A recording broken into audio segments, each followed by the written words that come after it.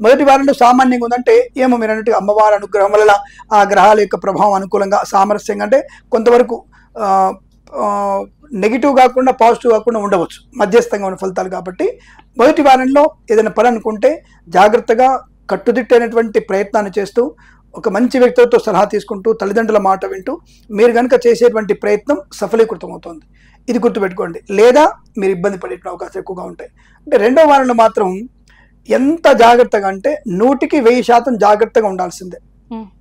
మద్యపాన విషయంలో, విద్యా విషయంలో, డబ్బు విషయంలో, ఆస్తుల విషయంలో, తల్లిదండ్రుల విషయంలో కూడా ఇబ్బంది కలుగు అంటే మాతృ సంబంధమైనటువంటి కొంత దుర్వార్త శ్రవణం అంటే తల్లిగారి తరఫు నుంచి ఏదైనా దుర్వార్త కూడా వచ్చిన అవకాశం కూడా ఎక్కువ కనబడుతోంది. కాబట్టి ఏదైనా సరే కొన్ని అవరోధాలు ఆటంకాలు ఎక్కువ ఉన్నాయి కాబట్టి భగవన్నామస్మరణతో వాటిని అనుకూలంగా మలుచుకునే అవకాశం. వెంటనే మళ్ళీ చెప్తున్నాను ఇలా నెగిటివ్ చెప్పాడని చెప్పేసి కంగారు పడకుండా జన్మ జాతకాన్ని ఒకసారి చూయించుకుంటే తగిన ఫలితం